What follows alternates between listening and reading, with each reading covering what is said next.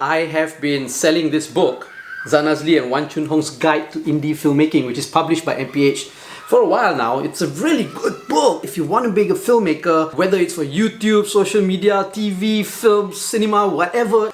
This is the book to get. I'm going to make it more accessible and more affordable to all of you because I believe that everybody needs to become a filmmaker. The more filmmakers we have in the world, I think this world will be a better place to live in. Now it's available as an electronic book download on my website. I'm going to link it here. It's really cheap, it's really affordable. It's only 5 ringgit if you want to get the ebook version. Okay, 5 ringgit. It doesn't really cost much, right? It's just a little bit of something for me. I mean, it did take a lot of work to write. Each chapter of this book talks about one part of the filmmaking process. And for each chapter as well, I interview a local filmmaker. It's only 5 ringgit. It's only 5 ringgit. You're watching and listening to? You're watching and listening to the Fat Bidin Film Club, and I'm assuming I'm Zan Azli. And I'm Syah Bustawan. And as usual, every week we watch a local film and we review it. And this time we watched the local film. It's a mixture now.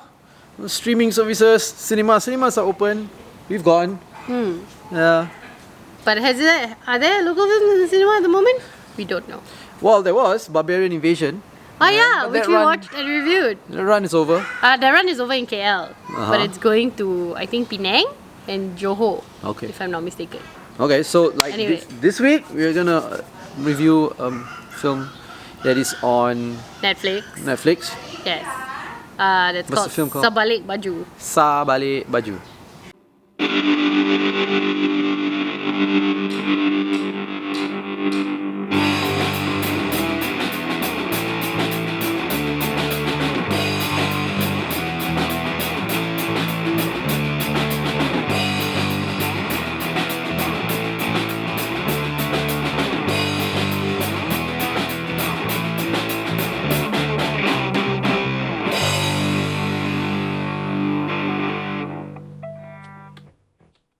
Okay, so we watched the film. Okay, you watched the film. Yay! Yay! Okay. It's a women's film. Yes, it's made by. It's a Red Communications. It's a Redcom, film. yeah. It's a Redcom production. It's made by Lina Tan. It's made by many women. By many women actually. So I think the premise of this film is actually that each segment it's about 6. It's like all those Love Actuallys, Valentine's Day, Happy New Year kind of films where they are like different characters but somehow are interconnected with each other lah. So this one follows 6 different women whose lives are somehow interconnected with each other as they navigate through different types of issues. Right. But surrounding the theme of social media. Each woman or each woman's story is directed by an individual director. And also stars, I guess, different individual people lah. Yeah. Yeah. So that's basically quite briefly what the film is about lah. Yeah. So these 6 characters. Because if I tell you like 6 stories, then it's going to be a pretty long. Yeah, they are independent stories, but at the end are intertwined. Yes. Yeah. Which I said, they're interconnected. And this reminds me of early independent, the early new wave independent cinema in Malaysia, because at that time a lot of independent filmmakers were making short films, and they were trying to like dip their toes into feature filmmaking, and so a lot of production companies, Redcom included, where they would give opportunities to these independent filmmakers at that time. This was like 20 years ago, to make like short films, but a part of a large feature lah. A large feature put together into a feature. There were several projects like this during that time, and it gave a lot of like indie filmmakers an opportunity. Yeah. So this reminded me of that, and I like the spirit of it. Yes. Yeah. Okay. So what do you feel about the film? Okay.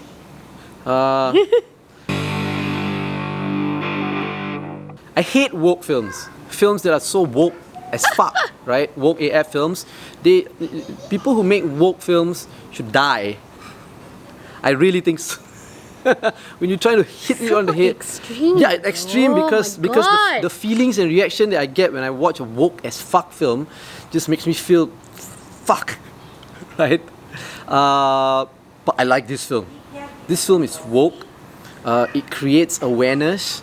It creates realization. But it's not woke as fuck. It's not woke as fuck. It's just right. woke. It's woke, but not woke as Chill. fuck.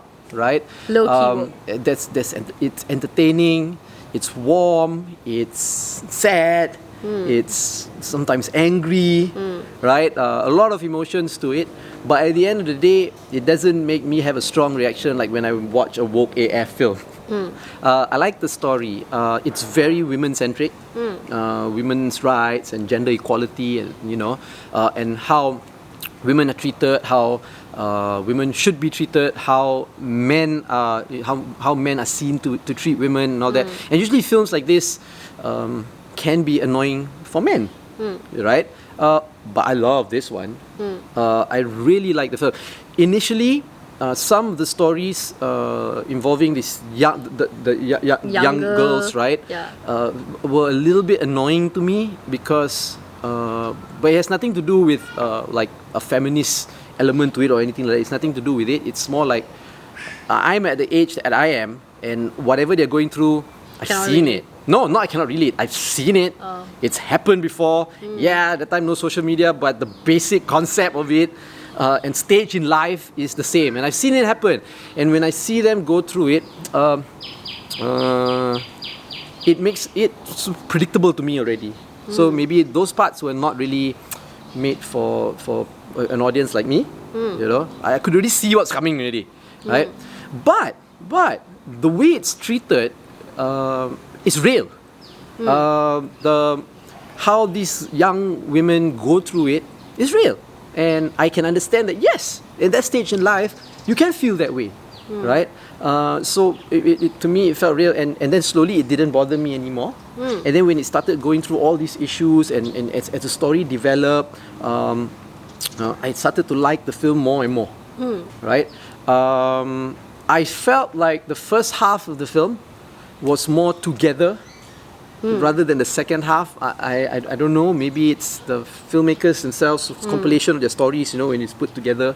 Maybe it was a little bit, I don't know, it just felt a little bit disconnected between the first half and the second half. Oh, no, wait, let me, or it could be the first half was a little bit more not so great, and then the second half was better, something like that lah, right? Okay. But it's not important because overall, I like how the story was told. I like how the issues were brought forward. If you are going to say that this is a feminist film and only women will watch it and men will feel like they're being bashed, no, I don't think so. I don't think so. I think a lot of people can enjoy the film. Not only it's entertaining, because I really felt for the characters. Some of the characters, I really felt for them, and it's actually it has quite a universal theme to it, and anybody can watch it. And if you are, I don't know, later on I guess you will give your comment also, right? I'm going to assume that when women watch it, they'll feel kind of validated. And kind of, you tell me later, right? I'm just assuming this. They can feel validated, maybe even like some form of legitimacy and oh yeah, it's like that, or something like that, And for men who are clueless, it doesn't hit you on the head and make you feel horrible, but it kind of makes you feel, oh shit, yeah, huh? You know what I mean? Yeah, and I kind of like that lah. That's what I have so far. I might have more later on, but what's your take? Okay, so I felt like it wasn't woke AF because it didn't really center on specifically women's issues. The entire premise of the film is, like I said before, women in social media, or how women use social media. So there are 6 different women, and they're all in different stages of their lives, right? So one is like a young student who's on a dating app. One is a person who's just got into online business, and then another one is a established influencer who is currently not really feeling like influencing because she's pregnant, but she has to keep up this, like, there are 2 influencers. So one is a pregnant influencer, and then one is a relationship coach. So the two of them, their stories are kind of similar, but not exactly lah. One person isn't really feeling the social media life anymore, and the other person is always gunning to put up like a perfect picture on social media. And then there's one who's a woman who's about to hit 30 and not married, and is getting pressured to sort of get married. I didn't really see the social media element there, but I Which guess one, the Tudong girl, the one who's Azman Hassan's daughter. Alright. So didn't really see the social media element there, but yeah lah. So she's one of the girls, and then there's another one who I don't know who is the other one actually. Anyway, yeah lah. So there are six stories. So you should have the got- other one is the girl with the Big boobs. The girl with the boobs. No, because at the end they all go onto the app to sell to open up their sort own of lah, business. So there's online this girl business. and she was affected by social media because of something that happened lah. Oh, I love that one. Yeah, that story yeah, with the the body girl with image the one, the double body- F, double yeah, D, double the F, body double image D. girl, yeah. Yeah, that was great. So there was that. So they cover a spectrum of women's issues, but it's all secondary to the basis of them using social media. Yeah. So that's what makes it so subtle and very kind of sophisticated lah in the way that it's presented. All the stories sort of talk about like a big issue, body image, cyberbullying, their relationships, trust and all that, yeah. privacy, the difference between real life and social media, and how much do you put on social media, and what do you do when you have to put up this persona on social media because it's your job, that's your only avenue of income. You're not allowed to be like a real person or whatever. And then people who perasan their relationship coach, but they're actually social. I like that part. I like that one was the privacy thing. Yeah, it was the privacy thing. Yeah. And then the husband was saying something which was my favorite line in the movie, right? You are not a relationship coach. You are a social media influencer who wants to give relationship advice. Yeah. So I love that. Yeah. So and then like the dating app thing is they talk about it's a slightly younger story, I guess, for us lah, because it doesn't appeal to our demographic, but it will appeal to the younger demographic. But there were stories in there that could appeal to a demographic like mine, and I appreciated that.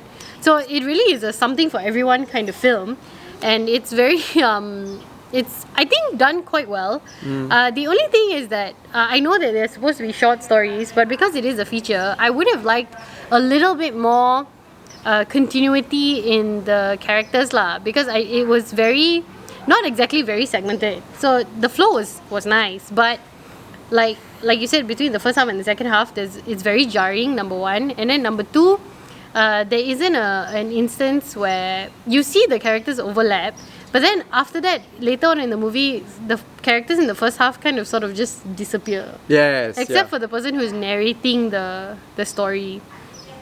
So I didn't know that it was 6 directors until the end when the credits came up, right? So now that I figured it out, when I was watching the film, it just felt like, what happened to that girl? What happened to that girl at the beginning, and what happened to like her character or whatever? Because she just literally just disappeared. So that was kind of awkward for me. Yeah, but I guess then it didn't work because who cares if there are 6 directors or not? Not. It's supposed to be one continuous film lah. So that part felt a little bit disjointed to me lah. Usually at the end of these films where there are many characters, even though they all lead different lives, they somehow intersect together at some point, and there's kind of like a wholesome sort of ending lah. But this one did not really have that.